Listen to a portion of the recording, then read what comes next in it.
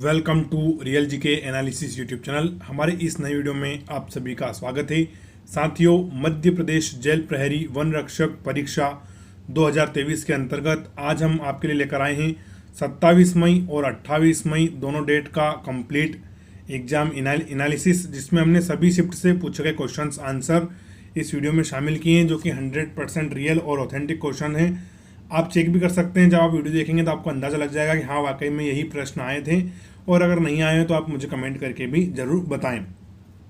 बाकी साथियों, आप वीडियो पूरा देखें, क्योंकि और जो नए साथी हमारे देखेंगे जिनका एग्जाम आने वाला है वो वीडियो जरूर पूरा देखें, क्योंकि क्वेश्चंस रिपीट हो रहे हैं। आज भी 1 से 2 क्वेश्चंस रिपीट हुए हैं, तो मैं आप सभी को बताऊंगा। रिपीटेड क्वेश्चंस को मैंने अलग से ही मार्क कर दिया है, ताकि आप सभी को अनुमान लग जाए कि हाँ भाई क्वेश्चंस वाकई में रिपीट हो रहे हैं। और 27 मई का वीडियो हमारा कल आना था, लेकिन कल मैं थोड़ा पारिवारिक कारणों से बाहर गया हुआ था, तो इसलिए आज हम 27 मई और 28 मई दोनों का मिलकर बना रहे हैं वीडियो। तो वीडियो काफ़ी अच्छा और इंटरेस्टिंग होने वाला है। अगर आप चैनल पर नए हो तो प्लीज़ आप चैनल को सब्सक्राइब जरूर कर लें, क्योंकि 20 जून तक हम डेली आपको एग्जाम एनालिसिस देने वाले हैं। वीडियो अगर अच्छा लगे तो अपने दोस्तों के साथ भी शेयर कर दें, ताकि उनको भी पता चल जाए कि real GK analysis YouTube channel पर डेली एग्जाम एनालिसिस आ रहा है। तो चलिए, आपका बिना समय बर्बाद किए अब हम शुरू करेंगे आज का हमारा महत्वपूर्ण एग्जाम एनालिसिस। तो साथियों, सबसे पहले हम 27 मई का एग्जाम एनालिसिस देखने वाले हैं, फिर हम देखेंगे इसके बाद 28 मई का। और साथियों, मैं डेली आपके लिए इसी फॉर्मेट में वीडियो आने वाला हूं, क्योंकि मेरे पास पीडीएफ वगैरह बनाने की व्यवस्था है, सुविधा नहीं है, तो इसलिए मैं सिंपल अपनी रफ कॉपी पे लिख लेता हूं, फिर वहां से फोटो क्लिक करके आपके लिए ऐसे लाता हूं। हमारा मकसद है बस आपको क्वेश्चंस उपलब्ध करवाना है ना। आपको बस क्वेश्चंस पहुंच जाए आपके एग्जाम में, आपको 1 से 2 नंबर हमारी वजह से बढ़ जाए तो हमारे लिए बहुत बड़ी बात होती है। तो बस आप इस पर कंटेंट पे ध्यान दें, ऐसा पीडीएफ वगैरह पे ध्यान नहीं दें, किसी काली कॉपी में वीडियो बनाया, बाकी कंटेंट हमारा 1 नंबर है ना। तो आज का साथियों पहला प्रश्न आपसे पूछा गया था 27 मई को कि बीबी का मकबरा किसके नाम पर बनाया गया है। क्या है कि बीबी का मकबरा किसके नाम पर बनाया गया है? तो बनाया गया है राबिया उद दौरानी। किसके नाम पर बनाया गया है? राबिया उद दौरानी के नाम पर। और साथियों, रिपीटेड क्वेश्चन है, क्योंकि ये 26 मई को भी पूछा गया था। उस समय ऐसा पूछा गया था कि बीबी के मकबरे को अन्य किस नाम से जाना जाता है, तो काले ताजमहल के नाम से जाना जाता है। और आज प्रश्न पूछ लिया कि बीबी का मकबरा किसके नाम पर बनाया गया है, तो राबिया उद दौरानी के नाम पर बनाया गया है। नेक्स्ट इंपोर्टेंट क्वेश्चन पूछा गया, सबसे ज्यादा स्मॉग वाली सिटी कौन सी है, यानी कि सबसे ज्यादा धुंध और कोहरे वाली सिटी कौन सी, इस प्रकार प्रश्न है। तो इसका करेक्ट आंसर है कोलकाता। क्या है? कोलकाता, क्योंकि वहाँ 12 महीने ऐसा रहता है। बाकी दिल्ली में सिर्फ 3 से 4 महीने प्रॉब्लम होती है, लेकिन कोलकाता में हमेशा प्रॉब्लम बनी रहती है। तो सबसे ज्यादा स्मॉग वाली सिटी कौन सी हो जाएगी? करेक्ट आंसर हो जाएगा हमारा कोलकाता। फिर अगला प्रश्न है, भारत का सबसे बड़ा डाकघर कौन सा है, सबसे बड़ा पोस्ट ऑफिस हमारा भारत का कौन सा है? तो वो है मुंबई का। कहाँ का? मुंबई। नेक्स्ट आपसे पूछा गया, वायुमंडल में सर्वाधिक गैस कौन सी पाई जाती है? तो हमारी पाई जाती है नाइट्रोजन N2, है ना। और ये भी आपका रिपीटेड क्वेश्चन है, ये 25 मई के दिन पूछा गया था। कब? 25 मई के दिन आपसे पूछा गया था, फिर से आ गया कि वायुमंडल में सर्वाधिक गैस कौन सी पाई जाती है? तो हमारा राइट आंसर रहेगा नाइट्रोजन। और थोड़ा वीडियो बनाने में लेट भी हो जाता है, क्योंकि साथियों प्रश्न आते हैं, फिर उनका आंसर भी हमें ढूंढना पड़ते हैं। बहुत सारे वीडियो का आंसर इजीली मिल जाते हैं, लेकिन बहुत सारे जो क्वेश्चन आते हैं उनके आंसर नहीं मिलते, क्योंकि वो बहुत ज़्यादा डीप में पूछे जाते हैं। फिर हमारा अगला प्रश्न है, कार्बन का अपरूप कौन सा है? तो साथियों, इसका करेक्ट आंसर रहेगा फुलेरिन, जो कि विकल्प के अनुसार था। बाकी आप सभी को पता होगा कि कार्बन के बहुत सारे अपरूप हैं, जैसे कि हमारा कोयला है, हीरा है ना। बाकी एक फुलेरिन भी उसका अप्रूप है, एक ग्रेफाइट भी है।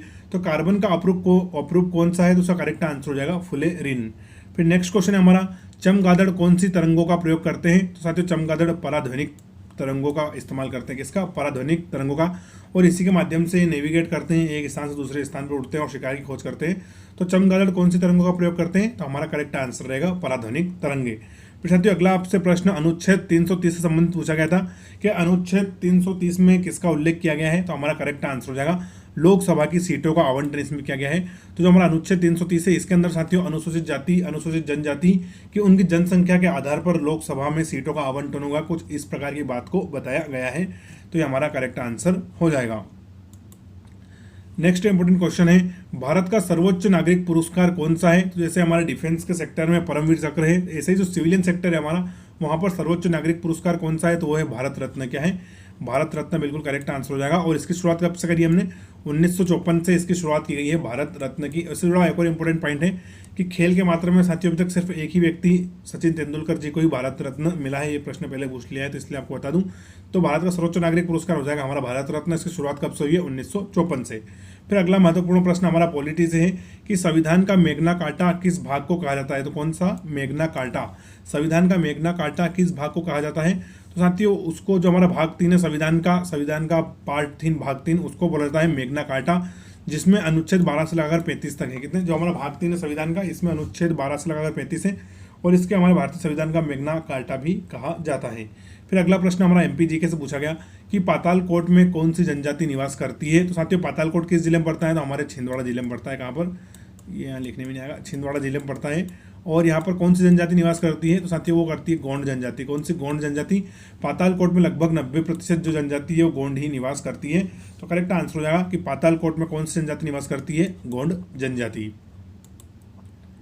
साथियों हमारा अगला प्रश्न है उच्च न्यायालय जिसको हम हाईकोर्ट बोल देते हैं, हाईकोर्ट एससी। तो उच्च न्यायालय का वर्णन किन अनुच्छेद में किया गया है। या प्रश्न इस प्रकार से होगा कि अनुच्छेद का वर्णन किससे लगाकर कहाँ तक के अनुच्छेद में किया गया है, मतलब कितने आर्टिकल ऐसे संविधान जिनमें उच्च न्यायालय का वर्णन है। तो साथियों वो है हमारे अनुच्छेद 214 से लगाकर 231 तक। क्या है, कहाँ से कहाँ तक उच्च न्यायालय का वर्णन संविधान में कहाँ से कहाँ तक अनुच्छेद में किया गया है। तो अनुच्छेद 214 से लगाकर 231 तक किया गया है, बिल्कुल हमारा राइट आंसर रहेगा। फिर अगला हमारा करंट से जुड़ा प्रश्न है कि IMF यानी कि इंटरनेशनल मॉनेटरी फंड की नई CFO कौन बनी है। तो साथियों वो बनी है गीता गोपीनाथ। कौन बनी है, गीता गोपीनाथ। इसके पहले ये IMF की क्या थी, मुख्य अर्थशास्त्री थी। क्या थी, मुख्य अर्थशास्त्री थी। और वर्तमान में इनको CFO बना दिया गया है। करंट अफेयर से जुड़ा हुआ प्रश्न है। और नेक्स्ट भी हमारा करंट अफेयर से जुड़ा हुआ प्रश्न पूछा गया कि विश्व बैंक के CEO नियुक्त कौन किए गए हैं। तो साथियों वो किए गए हैं अजय बंगा। ये भारतीय मूल के अमेरिकी नागरिक हैं, तो इनको विश्व बैंक का CEO नियुक्त किया गया है। और ये विश्व बैंक के CEO बनने से पहले किसके CEO थे, मास्टर कार्ड के CEO थे। किसके, ये भी अमेरिकी कंपनी है, तो उसके पहले मास्टर कार्ड के CEO थे, वर्तमान में वर्ल्ड बैंक के CEO बन गए हैं। तो दोनों हमारे करंट से जुड़े हुए प्रश्न पूछे गए थे।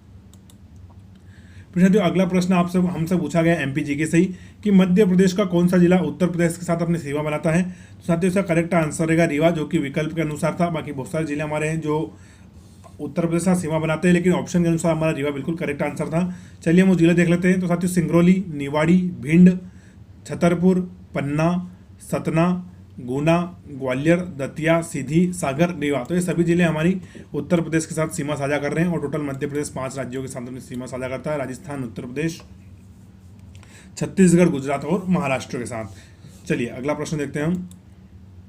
तो साथियों अब हम देखने वाले हैं 28 मई का। तो 27 मई तक का हमने कंप्लीट देख लिया है। अब हम आज 28 मई का देखेंगे कि 28 मई से आपसे किस प्रकार के प्रश्न पूछे गए थे। तो पहला ही आपसे इसमें प्रश्न पूछा गया कि जो यूरोपियन यूनियन है जिसमें 28 देश हैं, तो यूरोपियन यूनियन की अध्यक्ष कौन है। तो साथियों वो है उर्सुला वान। कौन है, उर्सुला वान है, जिनको यूरोपियन यूनियन के अध्यक्ष के तौर पर चुना गया है।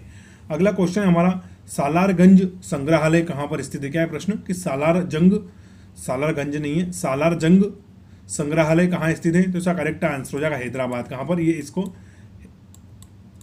हैदराबाद में हमारा कौन सा, सालारगंज संग्रहालय। नेक्स्ट इंपोर्टेंट क्वेश्चन पूछा गया 28 मई को कि चीनी उत्पादन में भारत का कौन सा स्थान है। तो साथियों चीनी उत्पादन में चीन के बाद भारत का दूसरा स्थान है। कौन सा है, दूसरा स्थान है। पहले नंबर पर हमारा पड़ोसी चीन है और दूसरे नंबर पर भारत देश है, हमारा प्यारा भारत। तो चीनी उत्पादन भारत का दूसरा स्थान बिल्कुल राइट आंसर है। अगला प्रश्न है गोल गुंबज किस राज्य में स्थित है। कौन सी, तो जो हमारी गोल गुंबद है वो किस राज्य में स्थित है। तो साथियों ये कर्नाटक राज्य में। कहाँ पर, कर्नाटक राज्य में स्थित है गोल गुंबद। नेक्स्ट इंपोर्टेंट क्वेश्चन साइंस का है कि ग्लूकोमा रोग का संबंध किससे है। कौन सा रोग, ग्लूकोमा रोग का संबंध किससे है। तो राइट आंसर हो जाएगा हमारी आंख से। चलिए अगला प्रश्न देखते हैं हम, ये भी साइंस का है कि चंद्रमा पर संगीत बजाने पर प्रतिध्वनि किस गति से आएगी। क्या है प्रश्न कि जब हम अगर चंद्रमा पर हम जाकर डीजे वाले बाबू बजाएंगे तो प्रतिध्वनि किस गति से आएगी। क्या है कि जो हम चंद्रमा पर जाकर संगीत बजाएंगे तो जो हमारी प्रतिध्वनि किस प्रकार से आएगी। तो उसका साथियों करेक्ट आंसर हो जाएगा प्रतिध्वनि नहीं आएगी। क्या आएगी, प्रतिध्वनि बिल्कुल भी नहीं आएगी, क्योंकि चंद्रमा का अपना खुद का कोई वायुमंडल नहीं है, इसलिए वहां पर प्रतिध्वनि नहीं आएगी। अगला प्रश्न है हमारा किसका घनत्व अधिकतम रहेगा। क्या है प्रश्न कि किसका घनत्व अधिकतम रहेगा। साथियों विकल्प के अनुसार इसका करेक्ट आंसर है जल। क्या है, जल। विकल्प अनुसार जल का घनत्व सर्वाधिक रहेगा, अधिकतम रहेगा। अगला प्रश्न है काफी डीप में पूछा गया था कि नर्मदा जल विवाद न्यायाधिकरण की स्थापना कब की गई थी। किसकी, तो जो हमारा राज्यों के बीच में नर्मदा नदी का जल विवाद है उसके न्यायाधिकरण की स्थापना कब की गई थी। तो वो 1969 में करी गई थी। कब, 1969 बिल्कुल हमारा राइट आंसर है। अगला प्रश्न है रसोई गैस किसका मिश्रण होता है। तो साथियों ब्यूटेन और प्रोपेन का होता है। किसका, रसोई गैस किसका मिश्रण होता है। तो ब्यूटेन और प्रोपेन का मिश्रण होता है। अगला प्रश्न केमिस्ट्री का था हमारा RH किसका प्रतीक होता है। क्या है, जो RH है ये किसका प्रतीक होता है। तो साथियों रोडियम का होता है। किसका, रोडियम का होता है। तो आप सभी को बोलूंगा एक बार फिर कि वीडियो शेयर करके अपने दोस्तों को बता दें कि रियल जीके एनालिसिस चैनल पर डेली आपको डेली आपको वन रक्षक और जेल प्रहरी एग्जाम का एग्जाम एनालिसिस देखने को मिलेगा और हम सारे 100% ऑथेंटिक क्वेश्चन से आपके लिए डिस्कस करते हैं, चाहे वीडियो बनाने में हम लेट हो जाएं। तो प्लीज़ आप चैनल को सब्सक्राइब जरूर करें और शेयर भी करें, क्योंकि 20 जून तक आप और हम मिलकर काम करेंगे। चलिए कुछ और इंपॉर्टेंट क्वेश्चन देखते हैं जो कि आपसे पूछे गए। तो साथियों अगला प्रश्न पूछा गया, प्रतिवर्ती क्रिया पर नियंत्रण कौन करता है, किस पर? तो जितनी भी हमारी प्रतिवर्ती क्रिया होती है उन पर नियंत्रण कौन करता है? तो करेक्ट आंसर हो जाएगा हमारा केंद्रीय तंत्रिका तंत्र का है, सेंट्रल नर्वस सिस्टम है जो हमारा केंद्रीय तंत्रिका तंत्र, यह प्रतिवर्ती क्रिया पर नियंत्रण करता है। अगला प्रश्न है वाट का मात्रक। क्या है प्रश्न कि वाट का मात्रक क्या है? तो साथियों वाट किसकी इकाई होती है? तो शक्ति की इकाई होती है, ये तो आप सभी को पता होगा, लेकिन यहाँ पर इन्होंने डीप में पूछा कि वाट का मात्रक क्या है। साथियों 1 kg मीटर स्क्वायर (S-3) क्या है? 1 kg मीटर स्क्वायर (S-3) हमारे वाट का मात्रक है। फिर अगला प्रश्न है साथियों कि जब अंग्रेजों द्वारा भारत शासन अधिनियम 1935 में लाया गया था, तो भारत शासन अधिनियम 1935 में कितनी अनुसूची और धाराएं थी? तो साथियों उस समय उसमें 321 तो धाराएं थी और टोटल 10 अनुसूचियां थी। कितनी? तो जो 1935 में भारत शासन अधिनियम लाया गया था उसमें 321 धारा थी और 10 अनुसूची थी। बिल्कुल हमारा करेक्ट आंसर हो जाएगा। अगला प्रश्न है मौलिक कर्तव्य दिवस कब मनाया जाता है? कौन सा दिवस? मौलिक कर्तव्य दिवस। तो साथियों 3 जनवरी के दिन मनाया जाता है मौलिक कर्तव्य दिवस। टोटल हमारी फंडामेंटल ड्यूटीज कितनी है? वो है 11, जो कि हमने कहाँ से लिए? तो हमने रशिया से लिए। तो मौलिक कर्तव्य दिवस साथियों हमारा मनाया जाता है 3 जनवरी के दिन। अगला इंपॉर्टेंट है क्वेश्चन हमारा, युद्ध पर शांति की जीत को दर्शाने वाला त्योहार कौन सा है? क्या है? युद्ध पर शांति की जीत को दर्शाने वाला त्योहार कौन सा है? तो साथियों वो है कलिंग महोत्सव। ये युद्ध नहीं आएगा, यहाँ पर गलत लिख दिया मैंने। कलिंग महोत्सव क्या है साथियों? कलिंग महोत्सव, जो कि उड़ीसा राज्य में मनाया जाता है। कहाँ पर? उड़ीसा राज्य में। और ये युद्ध पर शांति की जीत के लिए दर्शाया जाता है, क्योंकि आप सभी को पता होगा कि जब सम्राट अशोक ने कलिंग का युद्ध किया तो बहुत ज़्यादा खून खराबे से उनका मन परिवर्तित हो गया था और उन्होंने शांति की राह पकड़ ली थी। तो युद्ध पर शांति की जीत को दर्शाने वाला त्योहार कौन सा हमारा? तो वो है कलिंग महोत्सव, जो कि ओडिशा राज्य में मनाता है। नेक्स्ट फिर क्वेश्चन है साइमन कमीशन का निर्माण कब किया गया था? साथियों ये भी थोड़ा डीप में पूछ लिया इस बार, क्योंकि हर बार परीक्षा में हमने यही देखा है कि साइमन कमीशन भारत कब आया था, और या उसके ज़्यादातर ये पूछ लिया था कि उसके सदस्य कौन कौन थे, लेकिन अब इस बार प्रश्न पूछ लिया कि साइमन कमीशन का गठन या इसका निर्माण कब किया गया था? साथियों 8 नवंबर 1927 को किया गया था और 1928 को ये भारत आ गया था, है ना। लेकिन इसका निर्माण कब हो गया था? तो इसका 8 नवंबर 1927 को इसका निर्माण हो गया था। फिर अगला प्रश्न हमारा, अंतर्राज्यीय परिषद का गठन किस अनुच्छेद में बताया गया है? तो प्रश्न है कि संविधान के किस अनुच्छेद में अंतर्राज्यीय परिषद के गठन के बारे में बताया गया है? तो साथियों वो है हमारा आर्टिकल 263। क्या है? आर्टिकल 263। साथियों है ना 27 में, 28 में, 26 में या 25 में, चारों ही दिन अनुच्छेद से जुड़े हुए प्रश्न पूछे हैं, तो आप 1-2 बार नजर मार लें अनुच्छेद पर ताकि आपका प्रश्न बन जाए। तो जो हमारा अंतर्राज्यीय परिषद का गठन किस अनुच्छेद में बताया गया है? तो अनुच्छेद 263 में बताया गया है। अगला प्रश्न है शेर शाह सूरी मुगल सेना में कब शामिल हुआ था? तो ये भी काफ़ी ज़्यादा डीप वाला प्रश्न था कि शेर शाह सूरी मुगल सेना में कब शामिल हुआ था? तो 1927 नहीं आएगा, ये आएगा 1527। क्या आएगा? 1527। ये मैंने 1927 लिख दिया जल्दबाजी में, 1527 बिल्कुल राइट आंसर है। 15 एक बार और लिख देता हूँ क्लियर आपको, 1527। तो साथियों जो हमारा शेर शाह सूरी था ये बाबर के ज़माने में ही अंग्रेजी सेना में मुगल सेना में शामिल हो गया था। फिर से शेर शाह सूरी मुगल सेना में कब शामिल हुआ था? तो 1527 बिल्कुल हमारा राइट आंसर हो जाएगा। फिर अगला साथियों प्रश्न आपसे पूछा गया, कजाकिस्तान में आयोजित एशियाई कुश्ती चैंपियनशिप में किस भारतीय ने रजत पदक जीता?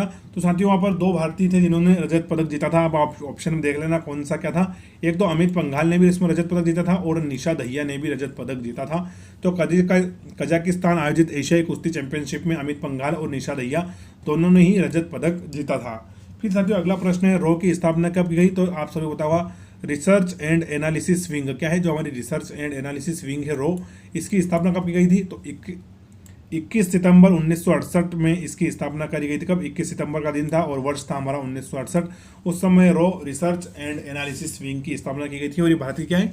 खुफिया एजेंसी। क्या है? खुफिया एजेंसी है, जो कि IB वगैरह और जो बहुत सारी इंटरनेशनल एजेंसी है उनके साथ मिलकर काम करती है और बहुत बड़े ड्रग्स के भंडाफोड़, आतंकवादी हमले के इनपुट और देश में जो भी इंटरनल डिस्टर्बेंस के कार्य करते हैं उनका प्रति इनपुट पुलिस को देती है। और फिर आप सभी को पता ही इनका क्या काम है। तो रो की स्थापना 21 सितंबर 1968 बिल्कुल करेक्ट आंसर हो जाएगा। अगला प्रश्न है साइंस का, पौधों में हरा रंजक पाया जाता है, तो उसका नाम पूछा है शायद कि जो पौधों में हरा रंजक पाया जाता है उसका नाम क्या है? साथियों वो है क्लोरोफिल। क्या है? क्लोरोफिल। और इसी कारण हमें पौधे हरे दिखाई देते हैं, उनकी पत्ती हरी होती है, किसके कारण? क्लोरोफिल के कारण। फिर नेक्स्ट इंपॉर्टेंट क्वेश्चन है वायु क्या है। क्या है प्रश्न कि वायु क्या है। तो साथियों वायु एक गैसों का मिश्रण है। क्या है वायु? गैसों का मिश्रण है जिसमें बहुत सारी गैस एक निश्चित अनुपात में रहती है और मिलकर क्या बना देती है? वायु बना देती है। फिर अगला आपसे प्रश्न पूछा गया साइंस का ही, सोडा और चूना द्वारा जल की स्थायी कठोरता हटाने की विधि का नाम क्या है। फिर से रिपीट करूंगा, सोडा और चूना द्वारा जल की स्थायी कठोरता हटाने की विधि का नाम क्या है। तो साथियों वो है क्लार्क विधि। कौन सी विधि है? वो हमारी क्लार्क विधि बिल्कुल करेक्ट आंसर हो जाएगा। फिर साथियों अगला प्रश्न है, शौचालय के पानी का रंग कैसा होता है। थोड़ा सा अजीब ही प्रश्न लगा, या शायद हो सकता है जिसने पेपर बनाया वो हमारे विद्या बालन जी, जहाँ सोच वहाँ शौचालय से बहुत ज़्यादा प्रभावित हो गए थे। तो शौचालय के पानी का रंग कैसा होता है साथियों, इसका करेक्ट आंसर अब भूरा हो सकता है ना, भूरा। बाकी आप देख लेना ऑप्शन में, इसके मैं 100% श्योर नहीं हूँ, तो भूरा राइट आंसर हो सकता है। चलिए अगले क्वेश्चन की ओर बढ़ते हैं। अगला प्रश्न हमारा पामलू, या जिसको हम झुमिंग खेती भी बोलते हैं। तो पामलू कृषि किस राज्य में की जाती है? कौन सी जो हमारी पामलू कृषि है वो किस राज्य में की जाती है? तो वो मणिपुर राज्य में की जाती है। कहाँ पर? मणिपुर राज्य में की जाती है पामलू या झुमिंग कृषि। इस साथ मैं यूँ कहूँ आपको कि हमारे जितने भी नॉर्थ ईस्ट के स्टेट हैं, असम हो गया, मणिपुर हो गया, मिजोरम हो गया, मेघालय हो गया, वहाँ सभी पर ही पामलू या झुमिंग कृषि की जाती है। तो ऑप्शन अनुसार हमारा करेक्ट आंसर रहने वाला है मणिपुर। फिर अगला प्रश्न हमारा करंट अफेयर से जुड़ा हुआ प्रश्न है, निधन वाला सेक्टर जो करंट अफेयर्स में होता है, कि जो हमारे ह्यूगो लोरिस है, क्या है ह्यूगो लोरिस, ये किस खेल से संबंधित है? तो ये फुटबॉल खेल से संबंधित है। ह्यूगो लोरिस बिल्कुल करेक्ट आंसर क्या रहेगा? फुटबॉल से। अगला प्रश्न है, विश्व लीवर दिवस कब मनाया जाता है? कौन सा हमारा दिवस है ये? विश्व लीवर दिवस। तो करेक्ट आंसर हो जाएगा 19 अप्रैल के दिन प्रतिवर्ष विश्व लीवर दिवस मनाया जाता है। क्यों मनाया जाता है? तो जो हमारा लीवर है उसके प्रति जागरूकता फैले, लोग कम से कम हानिकारक चीज़ कंज्यूम करें जिससे हमारा लीवर खराब हो। तो विश्व लीवर दिवस लीवर के प्रति जागरूकता बढ़ाने के लिए 19 अप्रैल के दिन मनाया जाता है। साथियों अगला प्रश्न है हमारा, भारत में स्टेज 4 कब शुरू किया गया? क्या है प्रश्न कि भारत में स्टेज 4 कब शुरू किया गया? तो साथियों भारत में स्टेज 4 2017 में शुरू किया गया था। क्या 2017 में इसको शुरू किया गया था, और इसका पूरा नाम था भारत स्टेज 4। क्या था? भारत स्टेज 4। ये एक प्रकार की गाड़ियों के इंजन की मार्किंग थी। तो BS4 भारत में 2017 में लागू किया गया था। वर्तमान में तो BS5 और 6 भी आ गया है। फिर अगला प्रश्न हमारा जो कि हिंदी का है, हरिजन जानी प्रति अति गाड़ी, सजल नयन पुल का अति बाड़ी। इसमें कौन सा रस है? एक बार रिपीट कर देता हूँ, हरिजन जानी प्रति अति गाड़ी, सजल नयन पुल का अति बाड़ी। इसमें कौन सा रस साथियों? तो इसमें संयोग श्रृंगार रस है। कौन सा है? संयोग श्रृंगार रस। ये तो बिल्कुल हमारा करेक्ट आंसर हो जाएगा। तो साथियों ये हमने कंप्लीट एनालिसिस देखा हमारा 27 मई का भी और 28 मई का भी। बाकी अगर आपका एग्जाम आने वाले दिनों में है तो आप प्लीज़ सारे वीडियो हमारे जो भी हम अपलोड करते हैं उनको जरूर देखें, चैनल को सब्सक्राइब कर ले ताकि नोटिफिकेशन आपको सबसे पहले मिल जाए, और अपने साथियों के साथ भी आप शेयर करें क्योंकि हमारा चैनल नया है। तो जब तक आप अपने दोस्तों के साथ शेयर नहीं करेंगे इसकी रीच नहीं बढ़ेगी, उनको पता नहीं चलेगा। और वीडियो को आप लाइक जरूर करें क्योंकि उससे यूट्यूब के एल्गोरिदम को पता चलता है कि हाँ वीडियो अच्छा है, तो इसकी वाइड स्केल पर स्प्रेडिंग होती है। तो आप वीडियो को लाइक जरूर करें, और वीडियो कैसा लगा आप मुझे कमेंट करके बता सकते हैं। और अगर आपको भी हमें क्वेश्चंस भेजने हैं तो उसके लिए मैं अपने जो कमेंट बॉक्स होता है और हमारा डिस्क्रिप्शन बॉक्स होता है वहाँ पर व्हाट्सएप का लिंक दे दूँगा, तो आप हमें डायरेक्ट आपका जिस दिन एग्जाम रहे उसके क्वेश्चंस भी भेज सकते हैं ताकि आपके प्रश्न भी हम इस वीडियो में शामिल करें। मैं आपका नाम वगैरह भी इस वीडियो में ज़रूर बताऊँगा। तो वीडियो हमारा यहीं तक था। वीडियो पूरा देखने के लिए आप सभी का थैंक यू। जय हिंद।